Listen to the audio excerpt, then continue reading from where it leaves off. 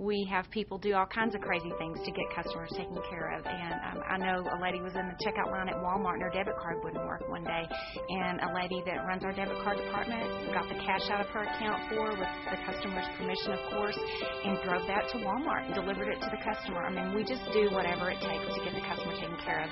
And I think that's unique in today's banking environment. Let's turn that machine on and get this meeting on.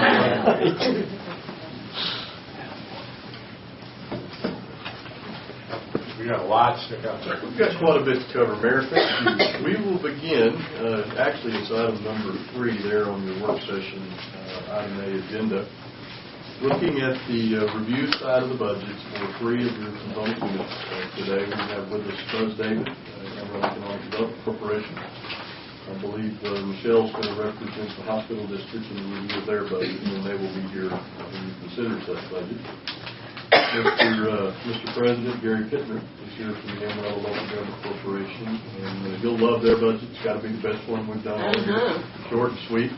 Of course, Commissioner Sims, Commissioner Eads have both seen that budget. And we were the budget committee. They were the budget committee. That's a good budget. We have no control over it, really. So what we'd like to do is we'll ask Michelle to go ahead and come on up, and Buzz as well. I presume, Buzz, are you doing your budget? Yes. Each of said budgets were attached to your memo this week, so you should have one.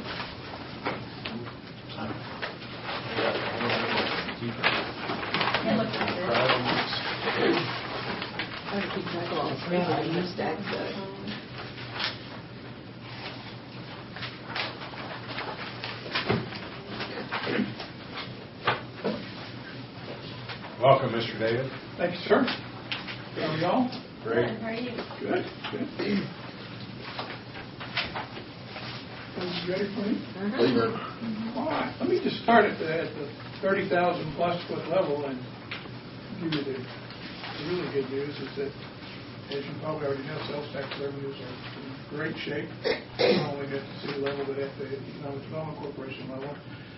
Looking at 2013, 2014, we're anticipating a little bit more than $17 million in sales tax revenue. The projected value is $17,149 and change.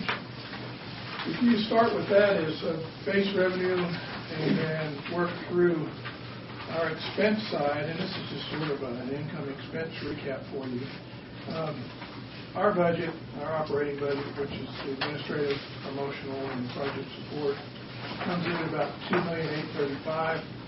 We've got about $4.75 million in debt service on our bond issue.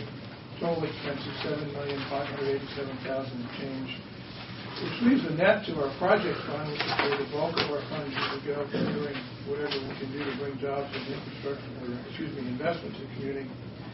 Puts about $9.5 million in. You don't have that. I just did a little recap for you. That adds to cash available in the bank, and it gives us a pretty healthy operating fund. But if you can do any one really good project, that eats it up pretty quickly.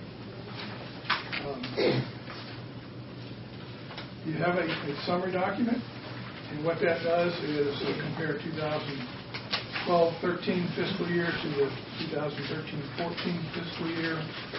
Starting at the top, administrative, which is personnel, benefits, and operations. We're looking at a budget request that's about $31,000 over the budget, right under 3%, for potential for pay increase and so forth for employees, whether that's distributed or not, I mean, another question. Operations, we come in with exactly the same number as this past fiscal year. I think we work within that every year. Promotional, the same, between marketing and prospect development. And I think I told you before, that kind of goes back and forth because everything we do is marketing and everything we do is prospect development. So sometimes we do a better job than others in assigning those dollars. But that total cost is about $490,000. You do a total admin and promotional budget of $1,830,294, which, as I said, is about $31,000 above the FY 12-13 budget.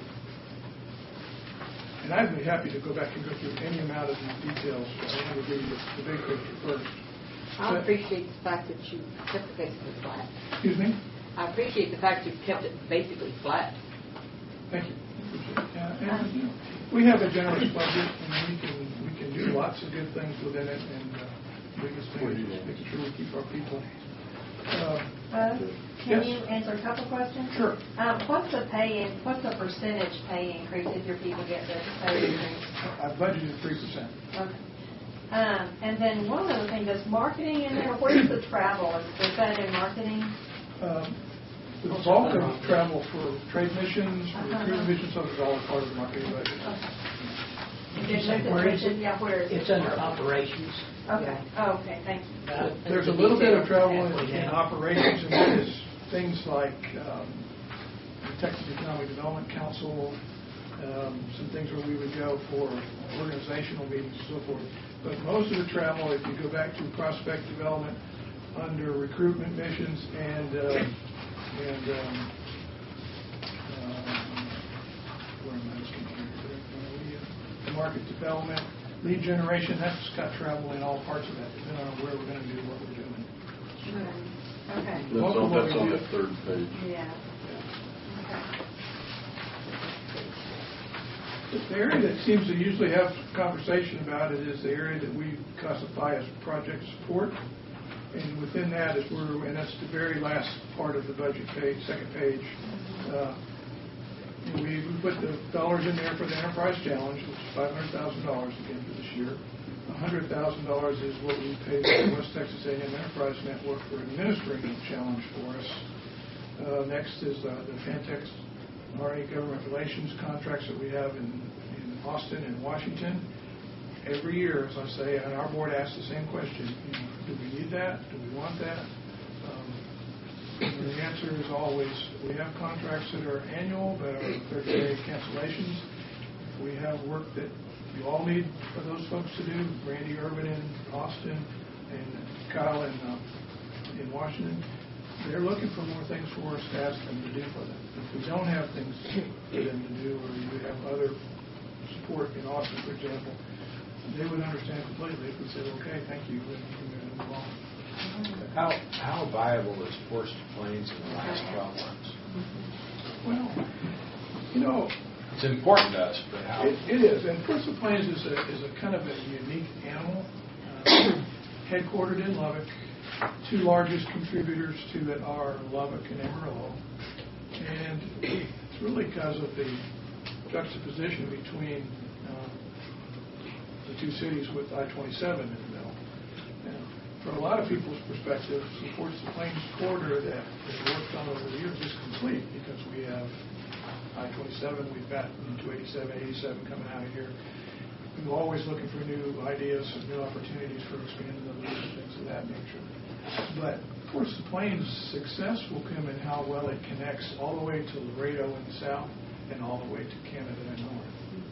And Force to Plains works in connection and cooperation with the Theodore Roosevelt Expressway, which is further north, and the let's see, the corridor in Denver. I cannot right this second. Well, but there's another organization. Oh yeah. Force to Plains. Heartland Expressway, excuse me. And then actually we've done a lot of work. As I sit on the board on your behalf, with people in Alberta, because of the opportunity for products, in particular oil field services products, being made in Texas to be transported to there, to North Dakota, somewhere. They have none of the infrastructure to support what they need to be able to get the oil and the oil sands and oil shale and all those sorts of things mined and into the marketplace. So the connectivity, and Force to Plains staff, Michael Reeves, spends a lot of time in Washington working with our legislative and in Washington with our congressional folks, with some of the U.S. DOT and TxDOT people, of course. But, it is an organization that's there to advocate and educate. And sometimes we feel like we get the least advocacy and education locally because we've got so much good gone on here already over the years. I don't know if that makes any sense to you.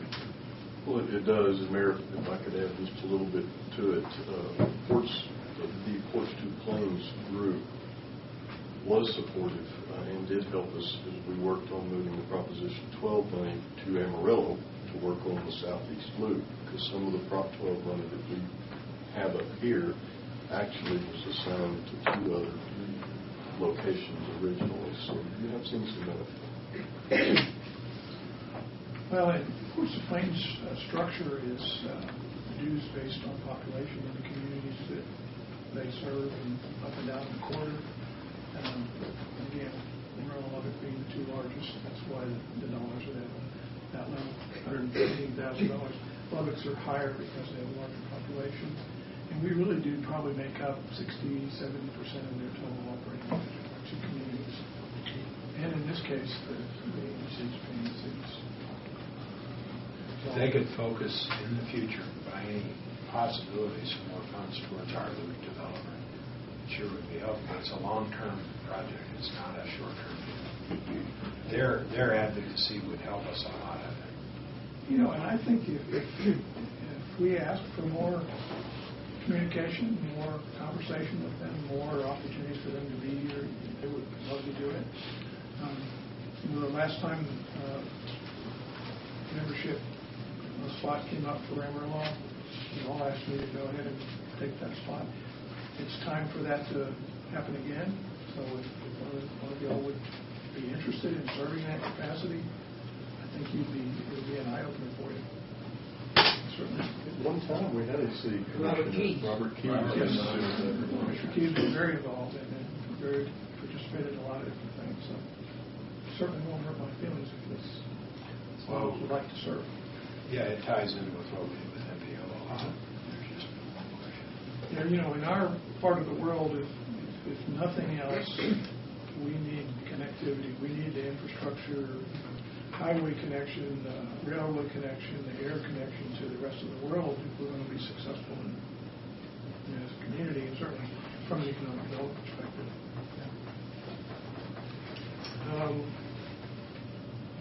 Back up just a little bit, in the Prospect Development side, there's a couple of pretty good-sized chunks there. One is the High Ground of Texas, which is our regional marketing coalition. You all probably all know Roy Vincent, who's the executive director. That program, from my perspective, having come from another part of the world, as a regional effort, collaborative effort, is one of the best, most effective I've ever seen.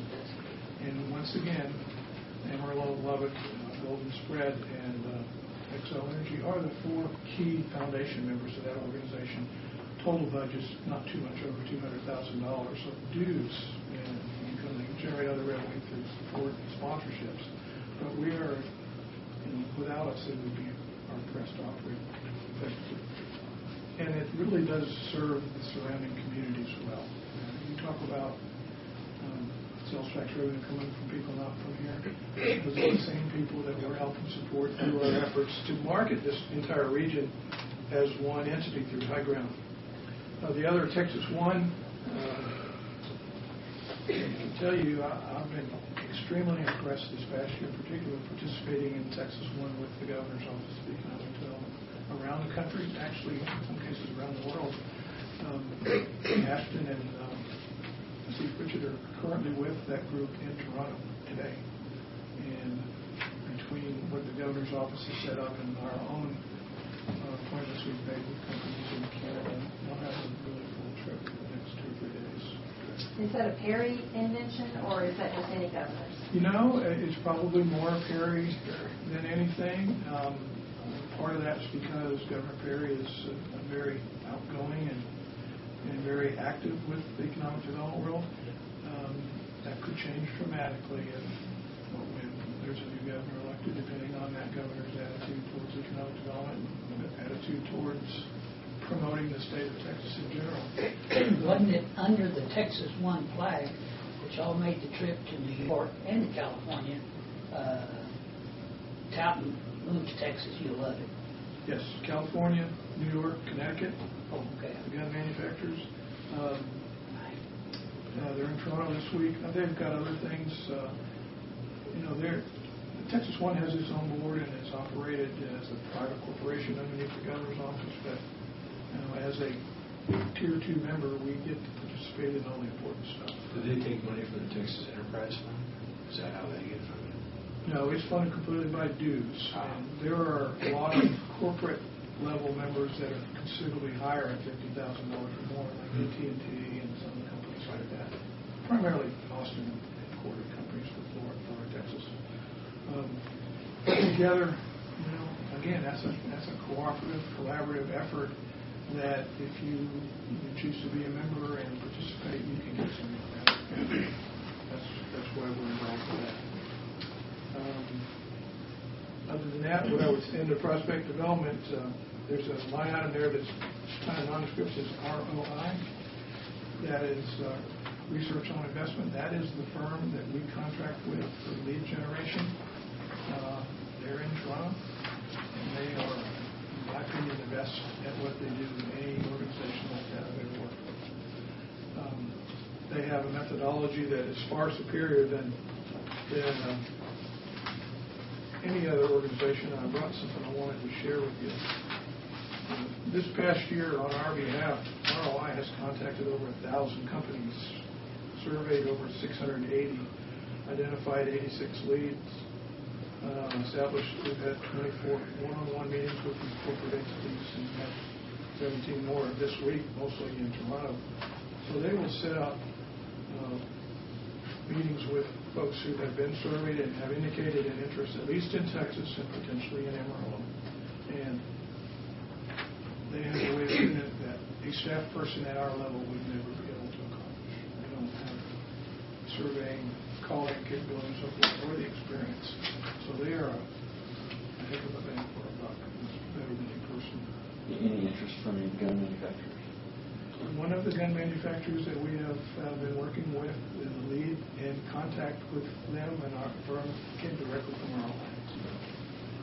And it's probably one of the best ones on the planet. Two basic questions. The Enterprise Challenge grants, I love that competition. Do they give away all $500,000 every year? Yes, ma'am. Yeah. Usually they will, depending on how many finalists they have and how many they think are worthy of funding, 100,000 is the max. And this past year they had 4 receive 100 and 2 receive 50,000. And from a business plan competition perspective, for a community of any size to put that kind of money into building businesses from the ground on up, I think we stand head and shoulders above anyone. They told me that they have like an 87% success rate in businesses that are fostered there, where nationally that's closer to 40 to 50%. Yeah, it's almost exactly the opposite. Small business, success rate's pretty small. But the companies that go through the challenge, whether they win a grant or not, they've gone through this rigorous process of evaluation of their business plan, coaching, and everything like that.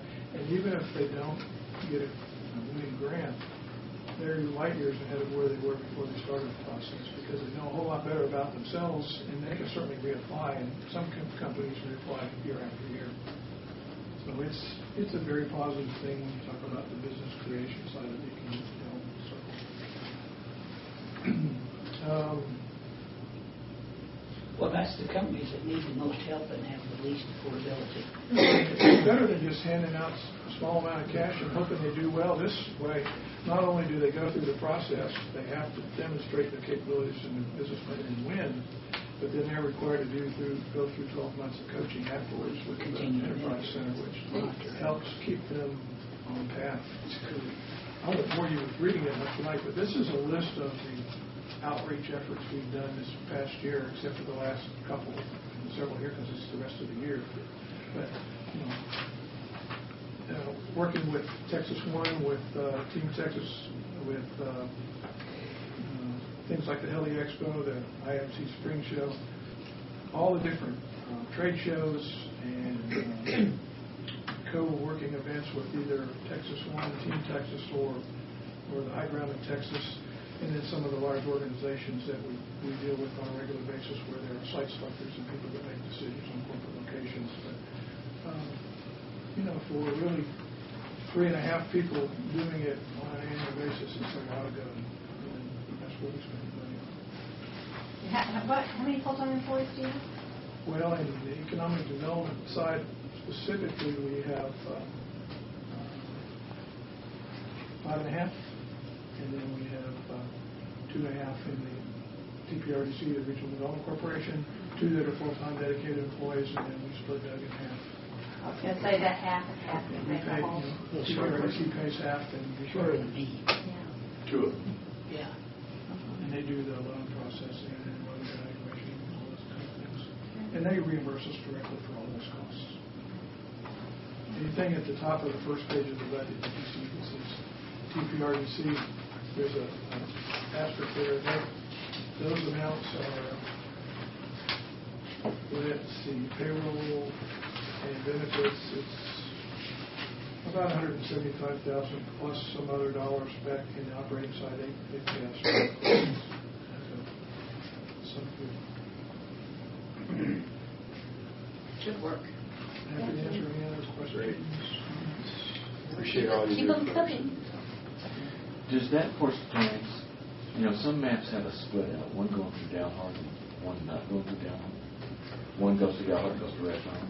Yeah, Which one is the real horse plans? They all are. They all are. It's really not going to ever be just one road. It's going to be the combination of the access points going through, sometimes around communities. It peaks it and it ends at Denver. Yeah. It takes out 25 all the And way. anything that they can do to advocate to get better road miles down, whether it's bigger or wider or improved or whatever, helps the traffic flow. And ultimately, the goal is to try to provide an alternate route from the ports in Mexico and South Texas and so forth to their destinations in the U.S. without having to go all the way east and go to I-35, which is We've got access problems here with the loop, but boy, there's much bigger access problems than that. Dalhart has a main bridge with an access point that every time you try to drive under it, you knock off the top row of hay bales. Yes, sir. So That's actually in a funded project. Yeah. Next year and year after. They fixed the Stratford deal. You don't have to take the loop through downtown Stratford anymore. It is a circle. Fix that. But there's a lot more 4 lanes to come up there in the future to get to I-70 in there. I-25 is like I-35 on so fast.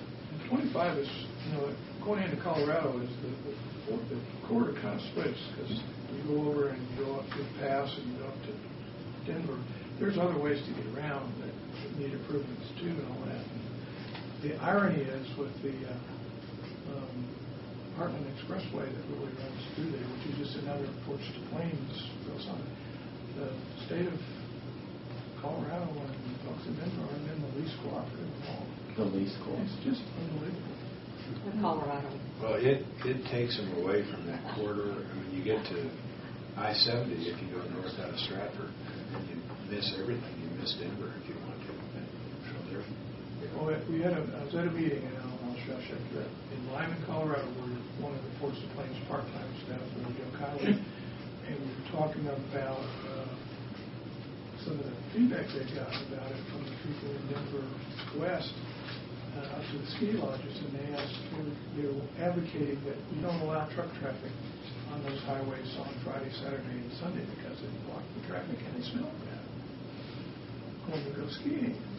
Remind those people that's who brings your food and drink and supplies and you name it. Those are the California imports. It is exactly that, Mayor. Exactly that. Buzz, thank you. Yes, sir. Thank you all. questions for us? No, thanks for what you're doing. We appreciate the support. I mean, our board is, of course, as you know, appointed by y'all, but we've got a great board going right now. We've always had great boards since I've been here, but our newest board members, they get it right away, which is really nice. Lord Era and John Chris are really 2 good, positive new ones. Thank you for that. Good. Thank you, Bud. Thank you. It's good for all of us to have good people serving. I would support. Thanks, Buzz. Mr. President? Thanks, guys. And Mrs. Okay, Bowler? he's in the hot seat now. He calls you Mr. Preston. I don't know. He must have been his former boss or something Likes to like rub that. that in for some reason. I don't know. There's some weird joy. I don't know.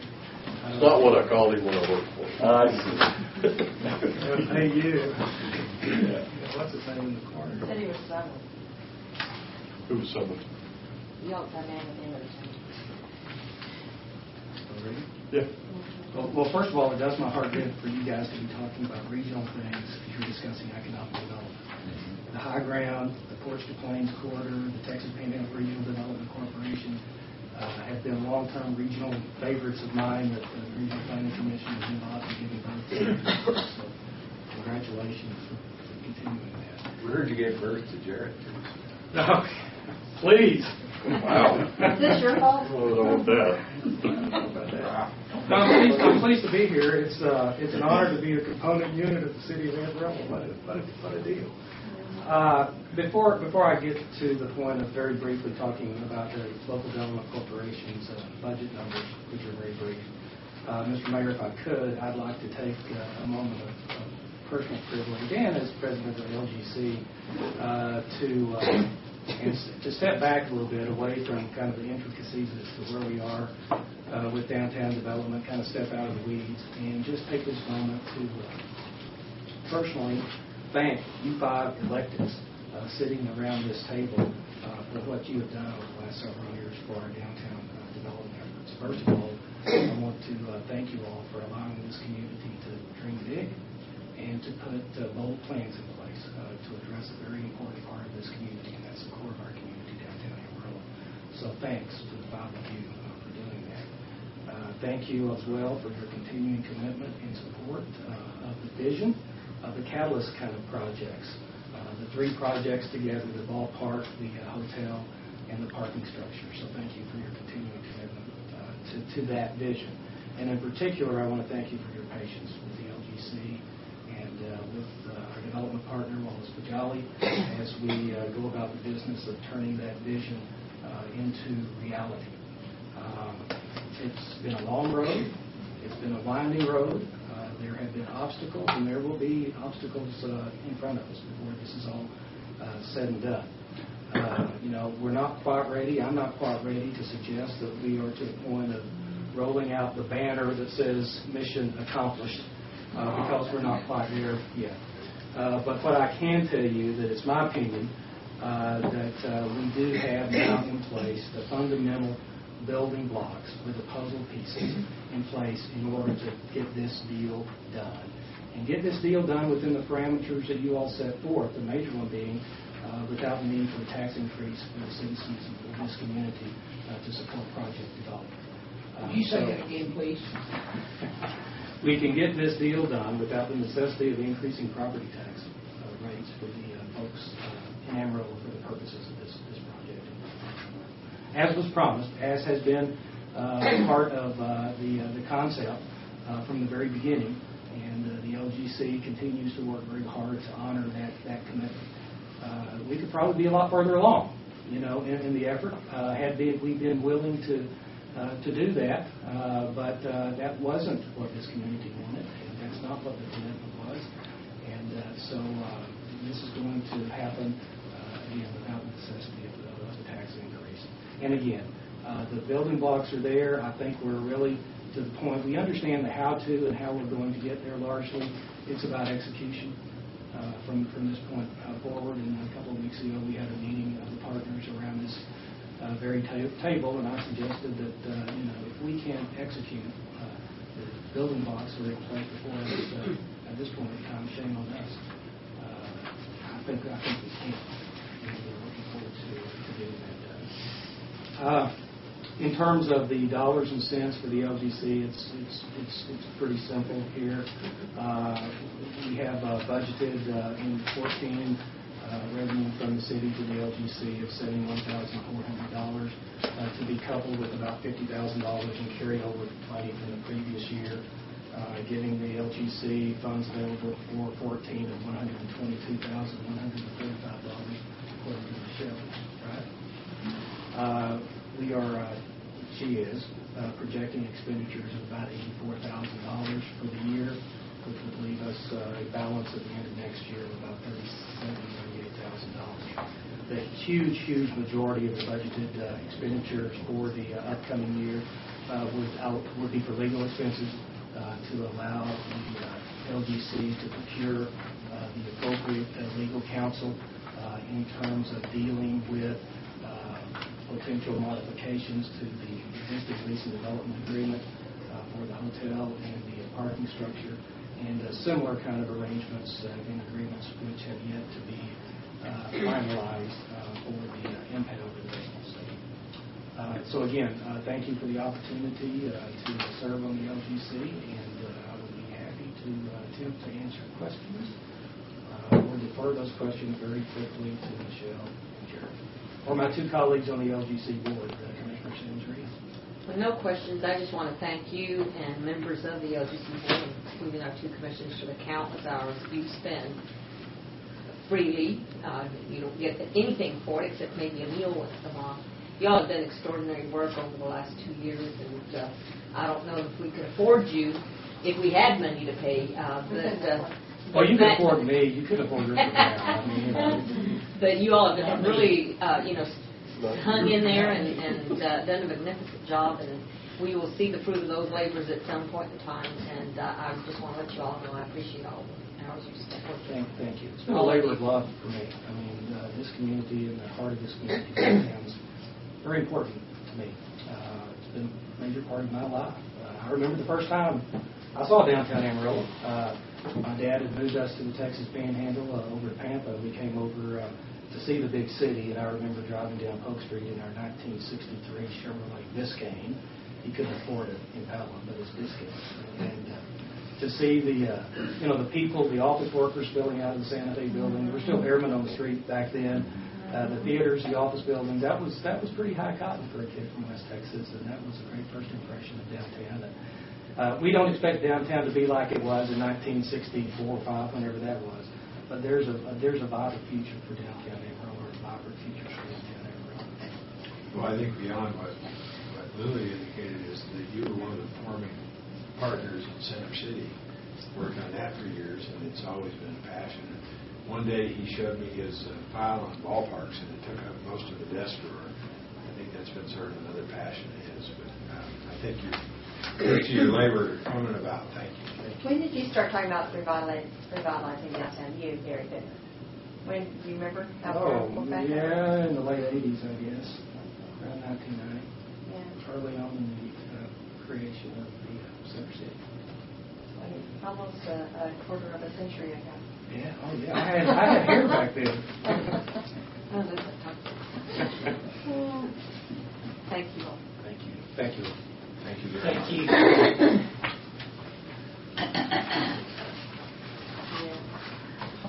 Okay, the next one is review of your Amarillo Hospital District.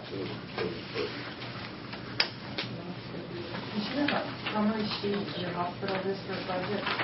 And we have that budget split into operating and tobacco. And the tobacco piece is mainly to recognize that you are still receiving tobacco settlement proceeds. And through your funding of Northwest, they are actually funding the tobacco-free Amarillo contract. I guess the biggest change in this budget is your only revenue source is interest income. So as rates have come down, your interest income has come down. So your budget for next year and your revised estimate number for this year is $5.5 million. And I've actually left that budget flat. The money managers have estimated that number coming down to closer to $4 million, but I've left it flat, hoping, and I know they're trying to be conservative. There's just no reason to extend to kick up yield when rates are as low as they are. But they were pretty damn low last year. Yes, they were. You're right. How low can you go? I mean, we have to start paying the bank to hold it. That's why I'm hoping that they're conservative budgets. I have on the last page of that handout, we've done an analysis since the sale of the hospital.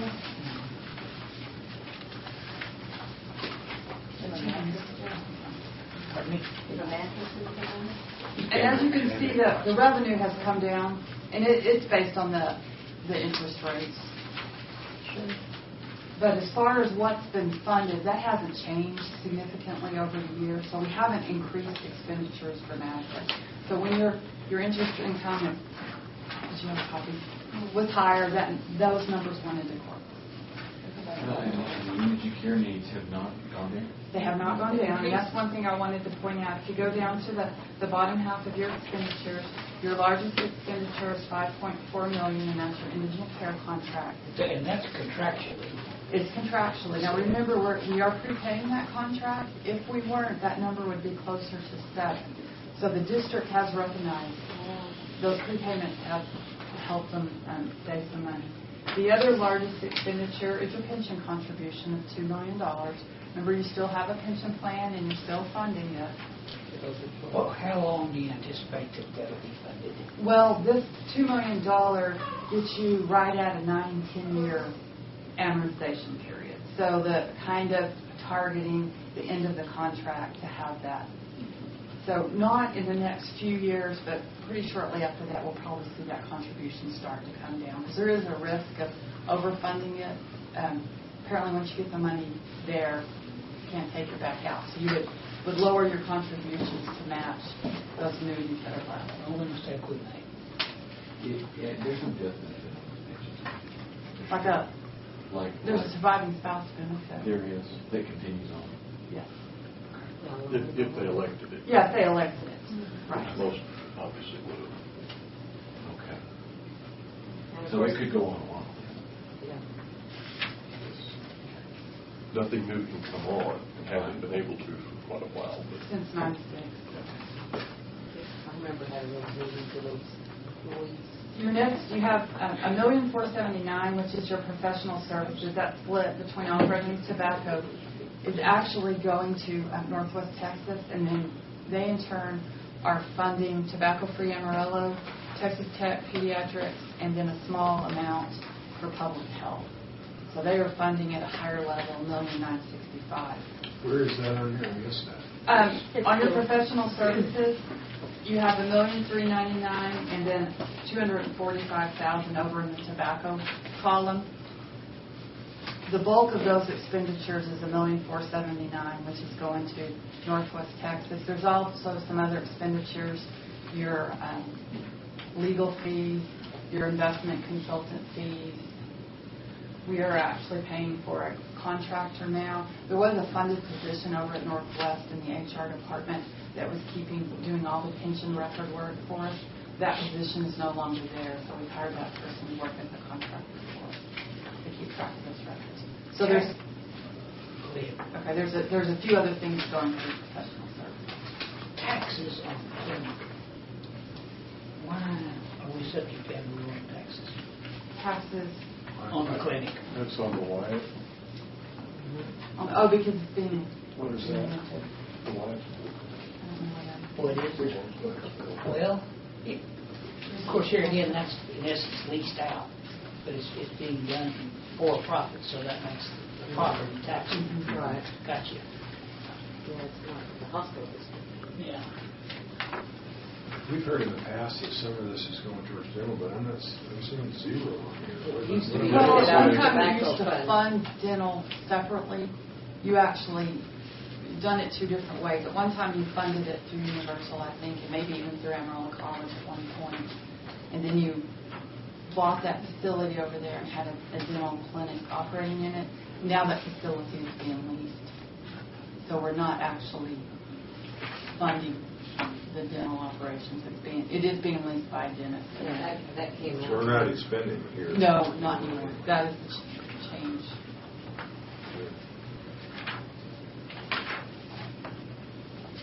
And Dr. Stafford could not be here today, but he will be here next Tuesday. He's the chairman of the. Tell him to come prepared. I will. We have lots of stuff. And had it not been for Dean Friegel and his staff, this would have been a nightmare because I was chairman of the hospital district after the hospital sold. And, we had to deal with a lot of things that were contentious. Yes, you do. And a lot of requests to The dental clinic came out of that particular era. Well, that's when the pediatric services came out, too. Yeah, that was under my bailiwick. Yeah. Oh, was it? No, Because the Some big of those boo-boo things was that the need to be pension done. fund. Just, and Watson White, Worldwide, or whatever the hell their name was. I mean, just bald-faced lied to us. Well, and it's not an easy plan to administer. We actually hire an actuary to do all of those. That's what Watson White is. Yes. It's supposed to be good at it. Well, it's not an easy plan to administer. Our actuary would like to simplify that process in the next few years if we can simplify those calculations. And of course, nobody anticipated interest rates would go right Go through south. because by this time down the road, this could have easily been, I don't know, $600,000-$700,000. We're roughly 2.5% return today on that money. And what was it? But the time we sold the hospital, probably 7. Well, I remember that first year, Dean had him invest in some treasury notes, 6.5%. At what? 6.5%. Treasuries. Mm-hmm. Yeah. Yes, the market value would be more than that.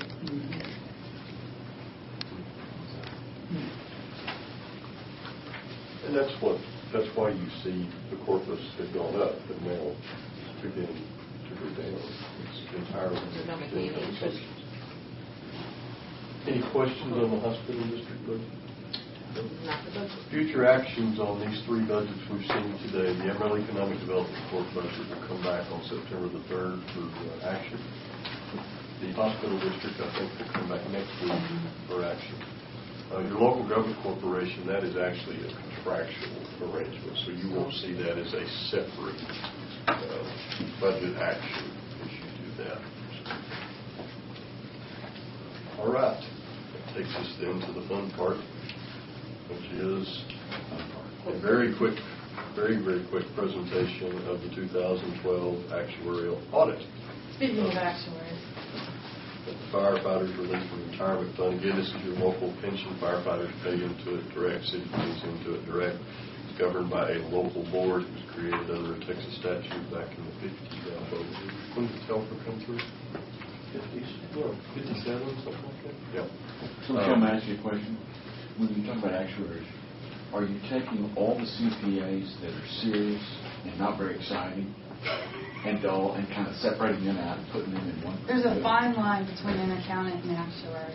I think, If an If you have actuary, the accountant doing the actuarial presentation, you know it's going to put you. if an actuary had a personality, they'd Don't be thank working you. for I've the been in trouble IRS. for my actuary jokes over the last month and a half. And this is actually an audit of the actuarial work that's done on the plan.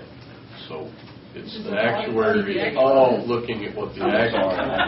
And I couldn't even bring myself to call it audit, because I know an audit's something else. Yeah, it's all about All I want to know is if Michelle's reviewed it, and if it's okay, it's okay. It's okay. The city hired this actuary, and they came in and redid the calculation, the numbers all checked out, and they reviewed the actuarial assumptions. And they did, of course, have some recommendations, but most of those recommendations were already included in our actual report. We used John Kreider for the Fireman's Fund. And then 2 of the recommendations they had on an overtime analysis, your fire department, your fire chief had been working on that during the last year, and they're actually putting some controls in place. The way they had it set up with senior staff closer to retirement, the more overtime you work can affect your retirement benefit. So really the items that were brought up had all been addressed. And I would point out, joking aside, that about 4 years ago, we amended that statute to require an actuarial audit of the actuary. That's due diligence, and you know many pensions, you know the story there, how they're bankrupting many governments. And those actuarial assumptions, there's a lot of dollars behind those assumptions. So it's... Well, and one assumption out of line can really affect everything. So it's good to have a fresh set of eyes reviewing that for us and making sure those calculations are being done correctly. Well, I know we're very diligent, so I appreciate that. This will be back up. And the firemen keep good tax on their The thing I never knew about all this is when they start picking a discount rate. Well, everything seems so rigid, and then you pick this right just from like out here, you know, and so it's like, I don't know. No, that is one thing that actually that Black magic and sorcery. You stir the pot. was Numbers come out. we do have the money manager review that discount Do you rate, really? and does this work? In our OPEB trust, the money managers propose a discount rate, and then the actuaries accept, project, modified, then build their. But those any number of those things. How long is the average person going to live? Will healthcare really increase at 21% per year, compounded for the average life of the? The string that goes to these things is. Won't say it. It's incredible. And Michelle has checkers checking the checkers all the time. Checkers checking. And it's a plane. So Absolutely. And all kidding aside, had some of this been being done, on the bigger national scale for a longer period of time, some of these pension surprises and these health plans surprises, what we now call unfunded liabilities, whether they would have been addressed or not, they would have been out on the table. And in the case of us and what we're in charge of administering, we would have been obligated to make you aware of those. Of course, this body has been not only aware, but very active. There are places that got off in the ditch, a lot of Detroit stuff, the General Motors, California. So it serves a very valid purpose, and you can always, tweak any one assumption and make tremendous changes in the outcome. But if nothing else, at the end of the day, you do have that liability. It does extend for a period of time, and are you prepared to fund it? So it's good. And it's great for jokes when you've got a big group of people being too serious about their numbers. Down to decimal points. And we do this review every 5 years. Every 5 years? Every 5 years. They do a study every 2 years, but Yes, state law requires 3rd that. of September. Yeah, the hospital. Right. Okay. Good job, Michelle. Thank you. Thank you. All right. Your staff. Well, Mayor, if we could, I'd like to jump into the agenda, work our way through that pretty quickly. With your permission, I want to come back at the end under item A5, consider future agenda items. I do have some stuff I would like to briefly go over with you. Okay. Item number 1, approval of the minutes. Minutes from last week's meeting. They look correct to me. Item number 2, ordinance 7430, first reading of an ordinance annexing a tract of land in section 65 and 38, Randall County. This is the first reading of the ordinance. This is not your first action on this particular piece of property, and we're now really only one more action away from having this one closed. We did the one to the south of it already, didn't we? A few weeks ago? No, it was the same piece. We did a different action on this. Okay, all right. Yeah. I thought it was good. No, we haven't yet. All right. Item number 3, 7414, second and final. This was the clarification of the definition of revenues subject to the franchise fee.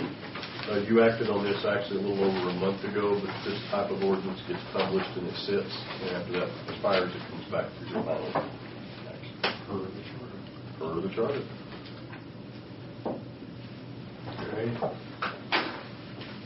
Okay, this one I'm going to pass out. This came in last night. This is talking about calling your special election on the charter amendment. Last week we began with 22. We came down to 21 amendments. Further discussion by the City Commission. We amended one. Those changes have been made. Those are in item number 4, the backup material for that. This action today results in the ordering of the special election for Tuesday, November 5, 2013 on these amendments. This handout, this came in yesterday afternoon at some point. When did it come in? Yesterday afternoon, about 4:15. Yeah, so it was not signed. Oh, It came in from a group calling itself Petition Amarillo. Petition Amarillo. Yes. Was this the one that Mr. Cossey's been talking about? Not signed. Not signed. I'm back. Yeah, I don't read. if they don't want to put the name on Anonymous. it. That's fine. Any questions on the 21 as they are stated as a result of your actions last week? Need for further discussion, review? We do again have the PowerPoint that we can dance through each of the 21 should we choose. I think we learned a lot through that discussion. I thought it was very thorough. And the input from the IS was good. We acted on those things too. But they're correct under tab 4. Under tab 4, they are correct.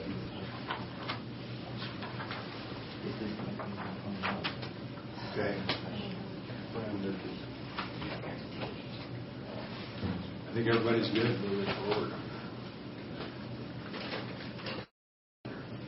Anybody have any other changes? Well, this will be the final shot at it. This puts it on the ballot. All in, all done today. It's time. We made legitimate changes last week. They were well thought out. Maybe the printer after the vote today. There's nothing new that's come up and outside of this. That's correct. Yeah. I thought it was good that we were inspired at one change by Your brother. participants out there. That's right. Mayor, would you like to move to item 5, or do we have further discussion on this? Well, I'm going to read them and then I think we better move.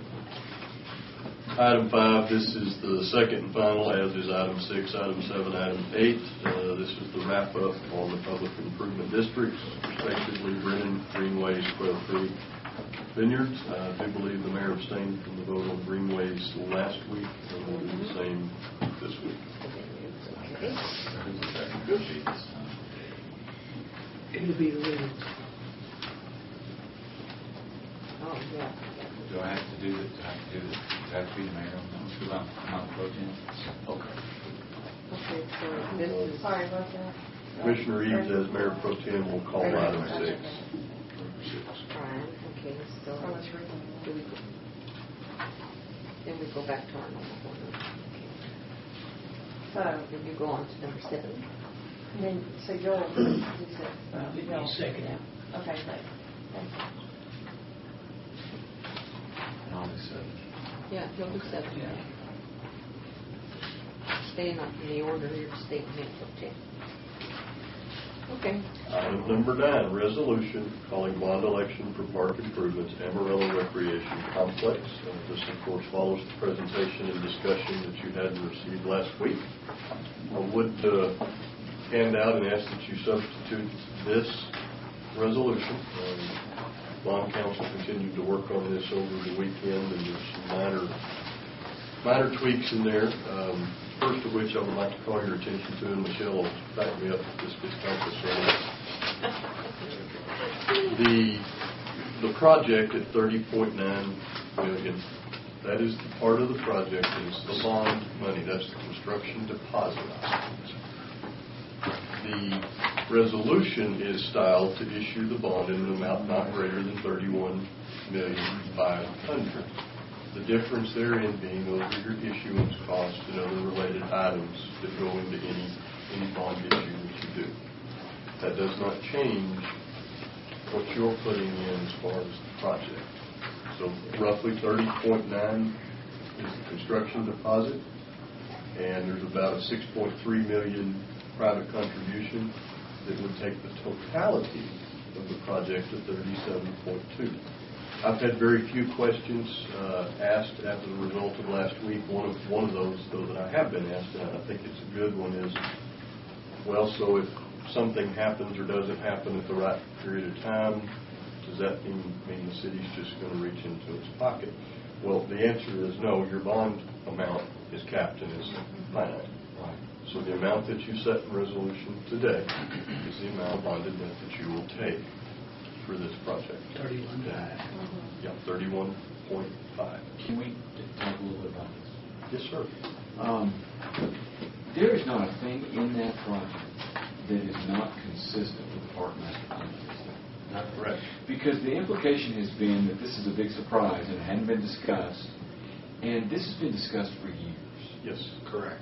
And it's just a question of how ultimately it's implemented in the economies of scale and how the city can maybe spend infrastructure monies once instead of at 12 or 13 different locations all over town. Yes. Right? So I keep hearing this feedback from people and individuals who say that this is a big surprise. How can anybody who's following these issues with the Parks and Rec Board feel like this is a big surprise? Well, Neil, your Parks Board over the years has looked at many of these projects separately. Right. And seen the need for these. The need for many of these is in your comprehensive plan. The Park Master Plan, most recently updated in 2012, identifies each and every, and in fact, this will not in and of itself satisfy all of the identified needs in the Park Master Plan. And your point about the economy of scale is very well made. All of your studies and your metrics that, a community your size needs this, that, and the other, those are great, appropriate, and you need those. There's a reason they're standards, they work. But those then don't talk about where. Where do you put this? How do you put it? My opinion as a manager, putting all of these improvements in a single location does do that for you. You've got one major entry road that you have to accommodate. You've got one major utility feed that you have to accommodate. All of your interior roads now serve more than one function. I don't build a road over here that stops at one ball field and move a few miles away and build a separate road, a separate utility field that serves the next set of ball fields. So in terms of the economies of being able to put these things together, it's huge. As a parent, and I think we heard a little of this last week, but I've got children at home that are 3 years apart.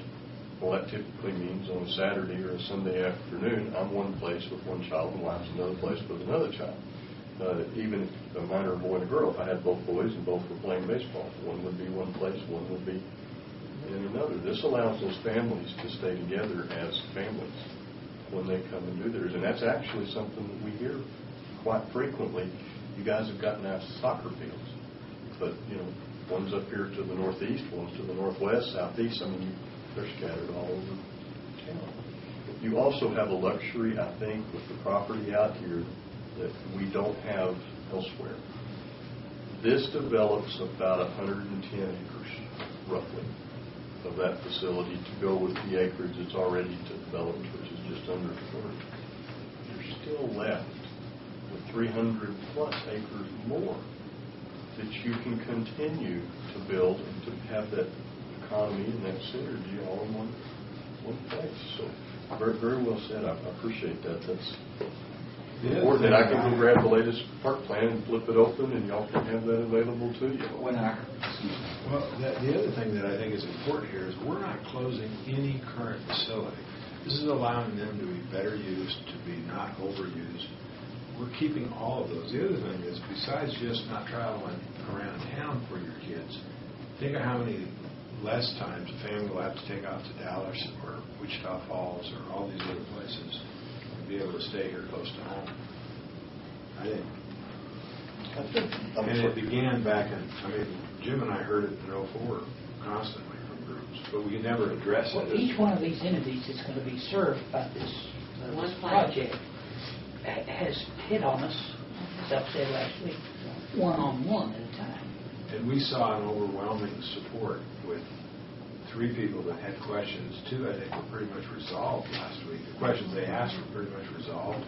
And then I would guess there was 100 people in the room, all in support, although they didn't all speak. But well, when Edmund, it was Edmund last week that asked about the money they're raising, and William and Trevor Ware and Gavin said that they would know a lot. Their goal was by November, so voters might know what's in the pot by the time they vote.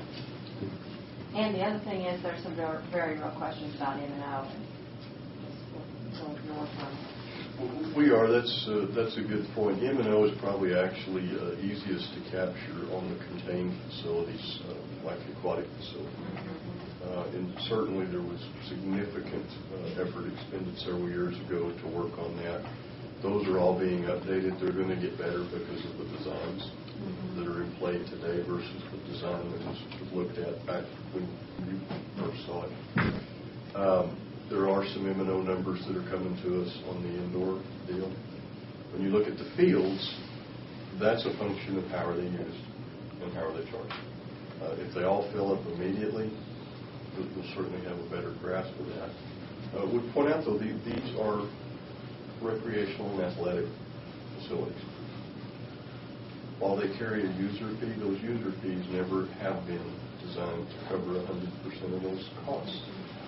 Cities, and this city especially, provides park activities, recreation and athletic activities, as a function of something that we feel like we're supposed to do for our public. That's a need that they have.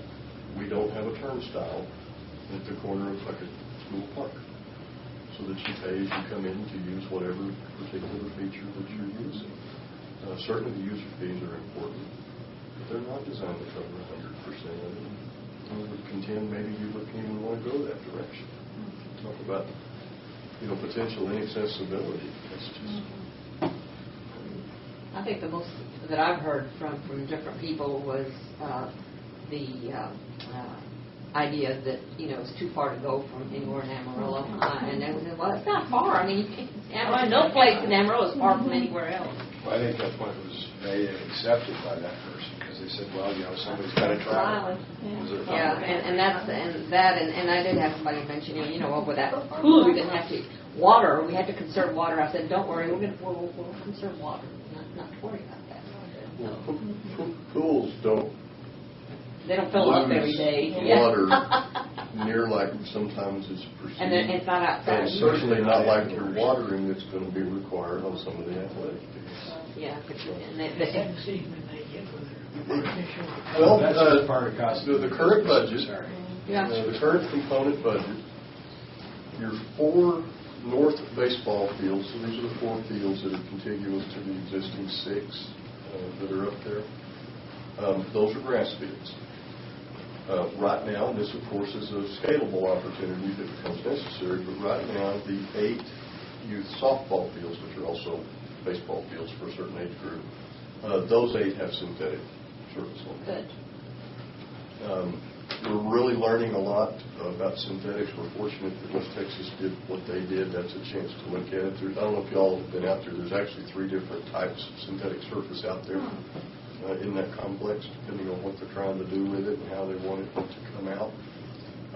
Synthetics obviously do save a tremendous amount of water. They're not a maintenance-free field, as you might first presume. It actually requires a pretty sophisticated piece of equipment to keep the BBs down underneath it, so that you have they have and I don't know how to say it, there's a machine that's a raker, a machine that's a poker that puts that stuff back down where it goes. Makes the grass stand up. A raker and a poker. Yeah, there's a much more technical term, and I'll try to have that before we speak again. But the final thing about a synthetic field is they don't last forever. So from the day you start playing on it, you're working towards the day that you'll replace the field.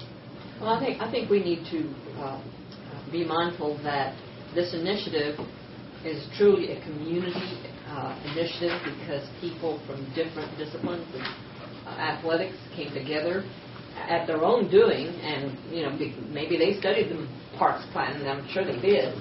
And they decided they wanted to do something about it. It was initiated by them, and I hope that they will continue doing education if it's between now and election time, if that's what we choose to do, because it's going to take a lot of time to educate the public about what's going on, and people expect that, I suppose. But I think that it's good to have a public-private partnership initiated by a citizen group. They initiated this. And then they came together, and so I do respond to the newspaper's question about Blue Ribbon Committee with that they have actually formed their own committees that certainly would represent anything we can pull together in a Blue Ribbon Committee, all with interest in this and desire and support and the ability to carry it further, and then to have them unify under one group. That's just right. After we heard we even heard 4 different aquatic groups sort of not concluding the same thing. Now they're all concluding the same thing. The baseball groups are. I just think it's a win. And it was 1978 or so since we've done this. So other than the flying field. So that indicates about 50,000 plus, more than that. More than 50,000 people have moved, or our city's increased in that size without responding. We got to respond. If I'd still had kids that were playing sports, I would have been in the audience. You ain't a kid. I'd like to make 2 points if I may.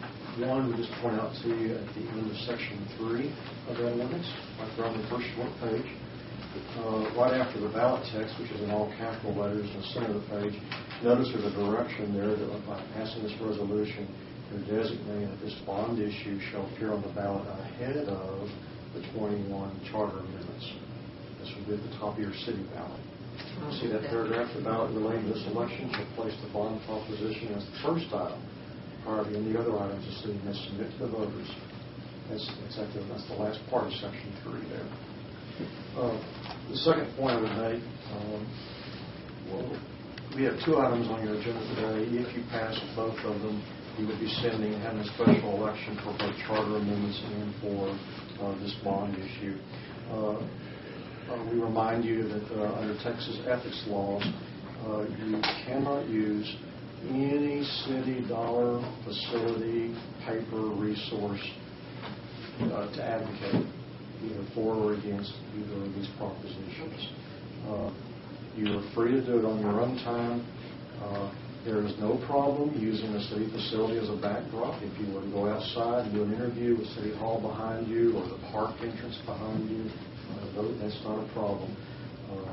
This is for your protection. The Ethics Commission is very strict. Even a fairly benign statement such as, let's do it for the kids, is a violation of the state ethics law. That is an advocacy statement.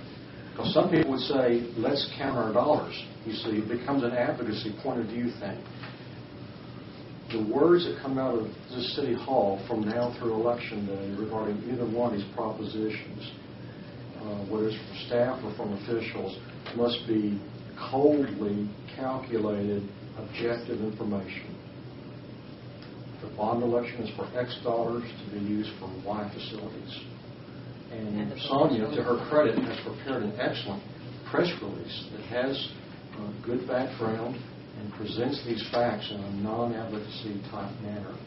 So just for your own protection, so there are no sideshows to this upcoming election, please make statements in support of these ballots only outside of this building. And that's just the quickest, easiest, safest way to do it. Do not use a city phone. Do not use your city email. Do not use a city computer. Do not use city letterhead. If a PAC is formed in support of these and they want you to appear on the commercial, that's great. Go be on the commercial. Just don't come inside this building, please. What about if a civic club's having a meeting at the Civic Center and we appear there and talk about it in the Civic Center? It's questionable, Mayor. Again, I'll admit I'm giving you very conservative. Mayor, I'm giving you very conservative advice. The best advice I can give you is do not use any city facility to do advocacy for or against any property. But you can do education.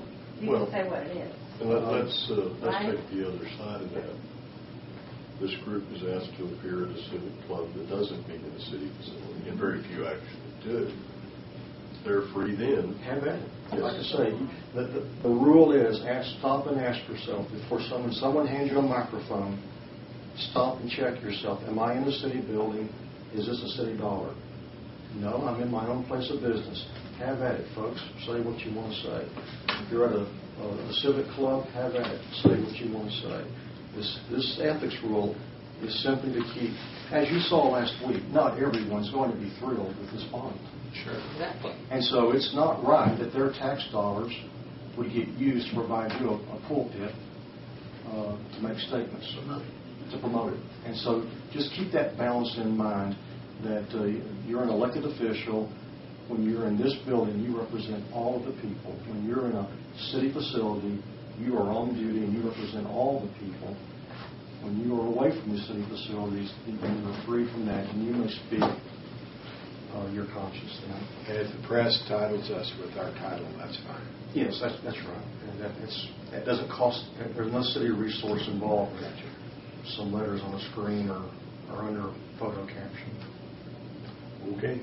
Thank you. The final point on that resolution is it does allow you to issue bonds at a period not to exceed 30 years. The question was asked last week, what would we do? Typically, we do 20. This gives us flexibility as we try to adjust this. Also, you're not obligated to issue this bond as a single bond. You can issue it in serial components, but even in that case, you don't go above the full principal amount stated here. Okay, so who's doing this one? Me. And you will add the amounts to this. After Well, I I'll read it, just you'll make do it. reference. I'm sure the copies of the new resolution out on the table. There will be. Should there not be? I don't know if there are or not. No, there's not, but there will be. Okay. Because Okay. it is a little bit different than the one that's in the I was like, Operation said not to expand any city resources, since we don't give any city resources. We don't have our own telephone. See what they are to expend. One of you has an office here. Oh, I'm sorry. I forgot. And a travel account. It has a zero balance in it. Mayor, in the interest of time, I'd like to move on. Let's move on. Yeah, we're running out of time Item here. number 10, appointments, boards, and commissions. The first is Canadian River Municipal Water Authority. Former Commissioner Robert Keys has served the city and served us very well for the last several years on that board. Certainly appreciate his service. He has asked for this to be the opportunity for him to step back. I believe that we do have a gentleman who has been vetted and is able and willing to take this should you choose, and that would be Mr. Lenny Sadler. And then for the Texas Panhandle Centers, Patty Ladd. Would ask that that be a reappointment. That's the board that used to be Texas MHMR. And continuation of service on that board is very helpful. What was Robert on? Robert is reminding. Well, it's a Which is Lenny Sadler. Okay. He didn't want to be reappointed. Yeah. Yeah. Consent agenda is quite brief today. You have on here 3 simple dedications and acceptances. Water line easement, public utility easement, and drainage channel. Actually, that was 3 simple. It's a small piece. Questions on your agenda as presented? No. 244. I'm going to a couple of things I want to talk to you, and one of them, you received some information last week about this AMP study that's going on at your consolidated mail facility here in Amarillo. We're continuing to research that, and I think I'll probably have some additional information to bring forth to you in the next week or 2 that we can discuss. There's some competing information out there that's not exactly the same, so I really, if y'all don't mind, like an opportunity to be sure that what I give you is the best I can get. So I'll continue to work on that. That's the change of the postal. Process. This is the one. Because there's a lot Mail of work on process. the street. It's coming to the surface.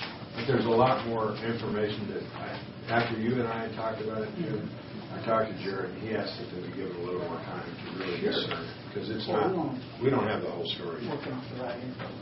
Hmm? But it's slowly bubbling to the surface. I don't think it's wide, the knowledge or awareness of it is widespread yet, but it's Well, the one literally a full-page advertisement taken out in the news, I think, some days ago. There's quite a bit of stuff on the internet now about it. I'm trying to get some documents actually from the United States Postal Service that I'm looking for. This is actually handled out of Fort Worth, but we're still working there. I thought it was speaking and calling UPS. How about that? Wasn't UPS their number 1 customer? Yeah, or number 1 right. Well, I think it's also customer. A lot of the shipping that you buy, that's assigned to UPS goes to the Postal Service. Every street in the state. Okay, the next item, and if I could tell you the little that I know, and it's little, and then ask your guidance as to whether you would like to see something on your agenda, and if you do, I need it on next week. And that would be this discussion broke late Friday here. It was in a lot of the papers over the weekends, where the Texas Department of Transportation has developed a program that they call the Turn Back program. And the Turn Back is where a road that is a state-owned and thus obligation of the state road would be just assigned, given, granted, gifted, however you want to phrase it, abandoned to a city or conceivably a county. Now, they've drawn some arbitrary cutoffs. This is not supposed to go to cities under 50,000 unless, of course, they're contained within a metro area. There is, to my knowledge, or rephrase that, to my receipt, I don't have a map of what particularly that might be in Amarillo, but I'll give you some examples. Have you asked for that map? Yes, And it has not been provided. I do not have it at this time. That's interesting. It is, but the more I spent most of yesterday on this, and the more I thought about it, the more I've decided the map's irrelevant. This is a policy question. This is a public policy question. TxDOT proposes that by giving up these, and it's just under 1,900 road miles, so it's 1,897 to be exact, by them giving these road miles back to units of local government, TxDOT then has $165 million worth of expense that it no longer has to bear, which at least allegorically looks like it'll be assigned into other needs that TxDOT has. Well, you know, the simple public policy question here then is this simple. If it's costing them $165 million to maintain these 1,900 miles, and they no longer do it, if the localities choose to maintain those 1,900 road miles, then guess what? It's going to cost at least $165 million. And you won't get a fuel tax for road maintenance like the TxDOT. It's a backdoor. It's a backdoor tax. Cost transfer. Yeah, and I would say it's an extremely bold-faced, unfunded mandate. Now, TxDOT, contends there are benefits to the local jurisdiction. You can control driveways, speed limits, parking, and road closures. Well, you know what? All of your regional TxDOTs have always been phenomenally cooperative to work with us to do any and all of those things.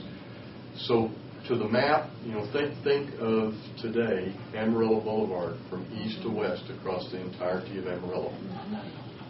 That's a state right-of-way that I presume fits into their category. All I know about their category is that anything that's a non-access controlled is eligible for consideration. I don't think that means every one of them, but Washington Street, probably. Yeah. Washington Way. Yeah. Western Street. Western Street. All the way to Sonsi is not access controlled, but is a state right-of-way. Part of 10th Street. And the Pete Gilman Memorial Highway. Memorial Highway. That's state. Airport Boulevard.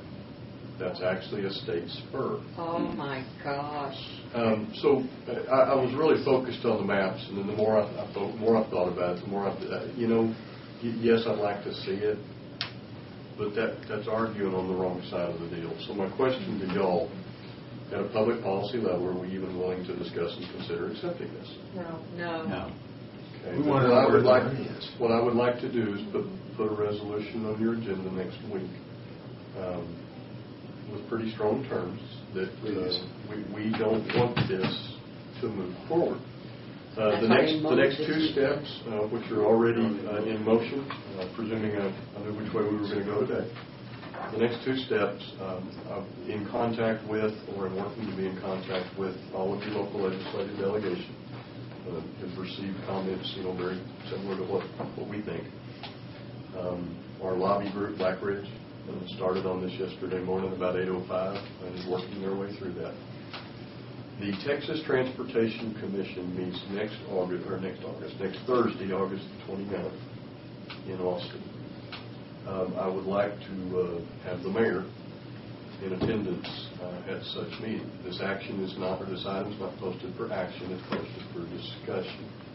I just don't see the sense of letting this out of the gate far enough that what we then do is have to start arguing over this road, that road, the other road. Putting earrings and lipstick on the people. Yes, sir.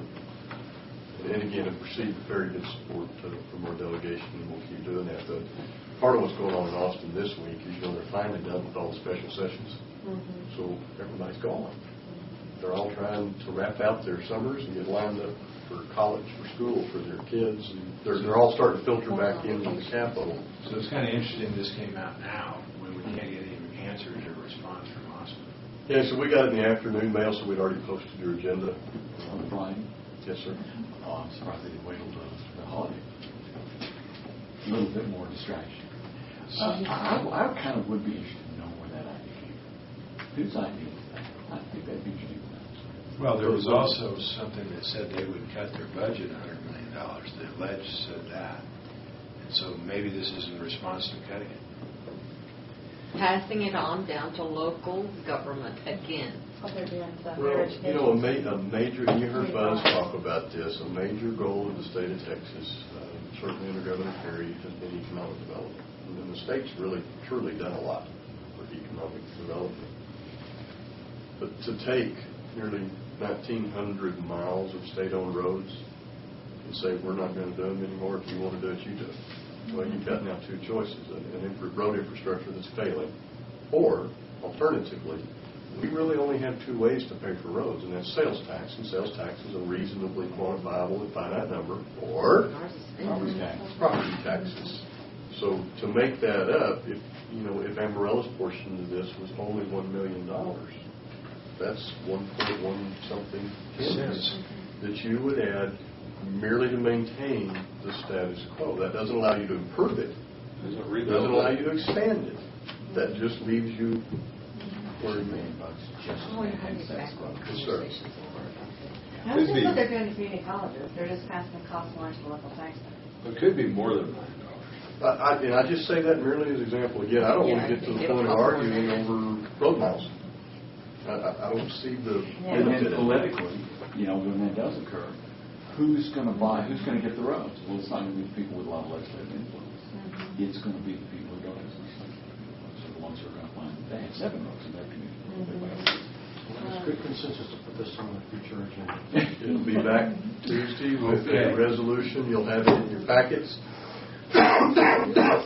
Come prepared to discuss, and we'll follow up with the camp study at the post office as quick as I'm able to get additional information. Well, it absolutely ties into the city budget. Which is on the agenda. Dr. 35 cents. It could have at least been tricky. Okay. I don't know that we have time for any closed session.